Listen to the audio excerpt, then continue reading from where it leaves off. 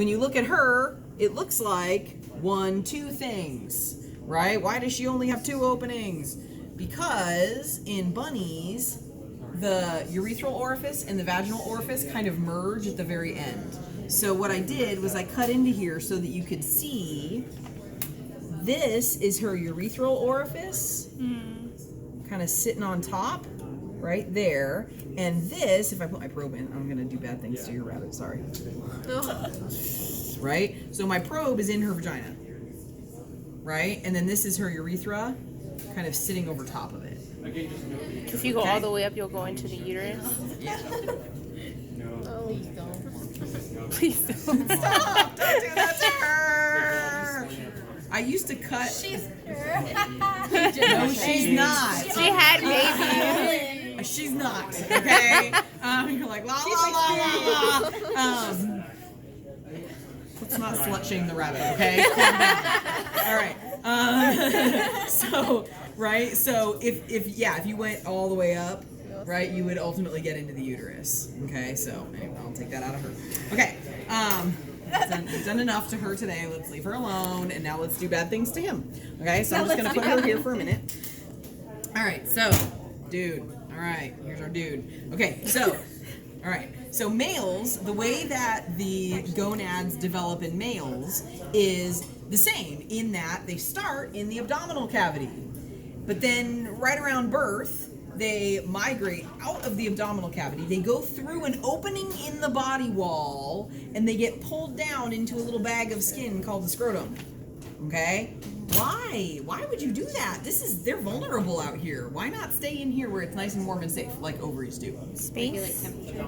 Temperature, right? The body cavity is too warm for sperm to survive. So, right around birth, the testes leave the body, right? Which sounds crazy to me as somebody who keeps my gonads tucked away safely, right? It seems like a terrible idea, right? And what's even funnier about rabbits is most mammals that I've looked at, they keep their scrotum below or behind their penis, and they keep their scrotum in front of their penis, which is so weird to me, but whatever. The first time I looked at Harvey's scrotum, I was like, what's going on with you, Harv? And then I was like, oh, nope, apparently that's normal for rabbits, whatever. Okay, so you'll notice that the scrotum, it's essentially a bag of skin, right? You'll notice that it has less hair on it. Why? It's not so that everybody can see it. He manscapes. He manscapes. He does not manscape. Why does the scrotum have less hair? Is it thick skin? Right? So, once again, to keep them cooler, right? And the thing about rabbits have a reputation for a reason. Rabbits are basically, they're baby-making machines. That's what they do. And so if you look at the size of his testes compared to his body size, those are very big, substantial compared to his body size, right? And like cats, I'm thinking of a cat because cats are kind of close to rabbits. Cat testes are like that big. Small. They're real small comparatively, and that's because rabbits, like male rabbits, are making the sperm like crazy, okay? Big testes. All right, so it's inside this baggie, and so the scrotum is not just skin, there's also muscle in the scrotum. And that muscle, ladies, this is for the ladies. You guys, you already know this because you have a scrotum. But those of you that don't own a scrotum, those of you that don't own a scrotum might not know this. There's muscles in the scrotum. And what those muscles do is they raise or lower the testes depending on temperature. So when it's cold outside, right, you don't want your testes all dangling out there because they're going to get cold, right? You want them tucked up next to your body where it's nice and toasty warm, right? When it's hot outside, it's true, right? I'm not lying, right? When it's hot, what happens to the muscles? They relax, so the testes are staying as far away from the body as possible because it's hot, yeah? So they dangle, yeah? So we got shrinkage when it's cold, and length when it's hot. Yeah, so there's muscles in there. So this is one testis, right? I'm not going to open up the other side. And it's in all these layers of connective tissue that are like protecting it. And this is where the sperm are produced, of course, right? And also hormones too, right? And there's all these layers of connective tissue that surround these guys to kind of, protect them and give them some cushioning and whatnot. And so if you cut in there, sometimes you can see it really well and sometimes you can't. I don't know if we're going to be able to see his, but there's this like kind of lumpy tissue. There's blood in here. Here's your epididymis, yo. Oh, okay, so it has. So the epididymis, oh, there it is. Okay, wait. Don't move. Don't move. Okay, so you see this little like thing? So this, what I'm touching with my glove, is the actual testis. And then the sperm go from there down into this thing and then into this tube. And that is the epididymis, this stuff. And what the epididymis, in humans, it looks like a comma on the side of the testis that like sits on it like this. It's a little bit different shape in bunnies. But what happens is the sperm are made in the testis, but they're not ready for prime time yet. So they go to the epididymis, and that's where they're stored and also where they mature for a little while and they gain the ability to swim. Okay? So they hang out there in the epididymis for a bit until their services are required. Okay? And then the tube, I'm going to keep cutting off skin, right? So I'm just cutting through more scrotum stuff. Scissors. So the scrotum is the bag? Is, yep, of skin and muscle. Yeah. Okay. So, right, above the testis, you'll notice there's like a big tube, right? And so this tube here, so testis is here, this tube is called the spermatic cord. And the spermatic cord contains all the things that the testis needs because it's been isolated outside of the body, right? So artery, veins, nerves, all that stuff, and a tube called the vas deferens. And the vas deferens is what carries the sperm. And so the vas deferens is inside that spermatic cord. So what am I grabbing right now? What am I pulling on? The bladder. His urinary bladder, right? And so do you see this little loop right here and this little loop right there? Mm-hmm. Those are the two vas deferens for each testis. So this is his left vas deferens that attaches to his left guy. And then this attaches, see how when I pull on it is his testis squiggles? Right? Because it's attached. Okay? So the sperm travel through the vas deferens or ductus deferens, which is inside of the spermatic cord, and then it loops over the ureter. So that's the ureter right there. Yeah? The ureter that goes up to the kidney. Yeah? So it loops over. The opening where the spermatic cord attaches to the body is called the inguinal canal, right? And so, do you see how my probe is inside the spermatic cord? And I broke through so you could see the tip of my probe, but even if I hadn't have broken through, right?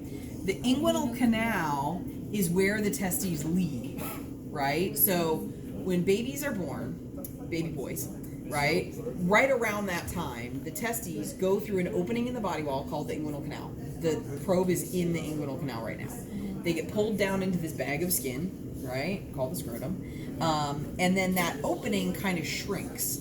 That opening can't close completely because we still need all this stuff that's connected, right? So the vas deferens, the blood vessels and nerves, all that stuff has to stay connected to the testis. So the inguinal canal never closes completely. It just kind of shrinks down. This is why men can have something called an inguinal hernia. And so essentially what a hernia is when one body part like pokes through something that it's not supposed to poke through, okay? And so an inguinal hernia is when a piece of intestine gets shoved into that inguinal canal and it gets squeezed and they're super painful. And it can cause a lack of blood flow. Can that make the testes die? Well, the testes could, but often it's the intestine that you're worried about. Whatever piece is pinched off in there. And so they're super painful and you really need surgery to get everything shoved back up where it belongs. And usually what they do when they do hernia surgery is they get whatever's down in there, whatever piece of intestine is in there, they pull it out, put it back in the abdominal cavity, and they often like will sew or put mesh in there to close off the inguinal canal so that it doesn't happen again. Because once it stretches out, it's like stuff's going to go in there again if they don't sort of clear it off.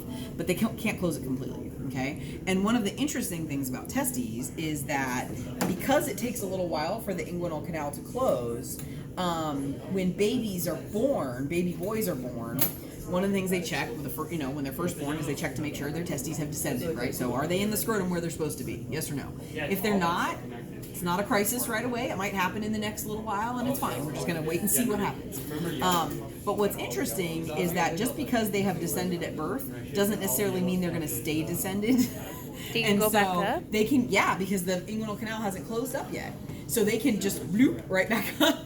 And so if you have a son, when they're newborns, in all those newborn pediatrician visits where it seems like you're going to the pediatrician like every couple days, one of the things they're checking for is that they'll feel his little scrotum, right, to make sure that his testes are staying in there and that they're not going back up. Because if they go back up and they don't notice that they've gone back up, then if they get stuck in there and the inguinal canal closes, then so first of all, there's the fertility issue, but you don't care about fertility when your son's a baby. What you do care about, though, is that the more exposure the testes have to the heat of the abdomen, the more likely they are to become cancerous. So testicular cancer risk goes way up if the testes are inside the abdomen. So that's why they're so concerned with making sure, right? Because you can make plenty of sperm with one testis. You don't really need to, right? That's not the issue with the problem with an undescended testis. The problem with an undescended testis is you don't want the one that's inside to become cancerous, right? And so, so that's what all's going there, okay? Last part of the male bits that we haven't talked about yet is we gotta do the penis, okay? So, as I mentioned before, rabbits are baby-making machines. So, here's his penis. It is surrounded by a layer of skin called the prepuce is the technical name. In humans, for whatever reason, we like to call it the foreskin, but it's called the prepuce, right? So, all I'm doing here is I'm cutting back his prepuce just so that we can see his penis a little bit better. And so, why do they have a prepuce? Protection, man. You don't want that thing just exposed. Or maybe you do, because humans really like to circumcise. They really like to cut off the prepuce. Protection from like bacteria or just anything from ouchies, right? From your zipper when you zip up your fly. I don't know, just protection, right? And so especially, humans wear pants, so it's not as much of an issue for us as it is for a rabbit to have a nice, right, skin protecting his business, right? So that's why they have a pretty robust prepuce. What's super impressive about male rabbits is look at how big that is, dude. Given his body size, it's ginormo. And so I mention this not just because I'm impressed, but because if you look at a cat of a larger cat, a male cat that's bigger than this, his penis will be about this big, right? And once again, it has to do with the fact that rabbits are basically walking baby-making machines. That's what their bodies are sort of designed to do, is to make as many babies as quickly as possible. And so the reproductive anatomy on a male rabbit is much more impressive than the reproductive anatomy on a male cat, even though they are similar-sized animals. Is it true that male cats have spikes? They do. They have, it feels like sandpaper. wow. We'll talk about why later, okay? But one other cool tidbit about penises. I'll tell you guys that story in a second. But let's finish talking about the rabbit penis first. Okay, so think about the mechanics of mating. His penis is pointing this way. Is that going to work really well? Not so much. So this orientation is set. Their penis. It's said that they have a retromingent penis, which basically means that it points backwards. And so when they mate, it does this cool trick where it flips around and flips forward. Oh wow! Yeah, right? Yeah, it's like a switchblade. It's like burp, Right. Totally. And cats are the same way. Right, so cats have a retromingent penis as well, and they literally just flip it around. Is there something that causes it to flip around, or it just blood, right? Erection, yeah. Also, most mammals. Since we're talking about this, let's talk about it. Most mammals also have a bone in their penis called a baculum that adds a little extra support aside from just the erectile tissue. And so I'm pretty sure that rabbits have a baculum.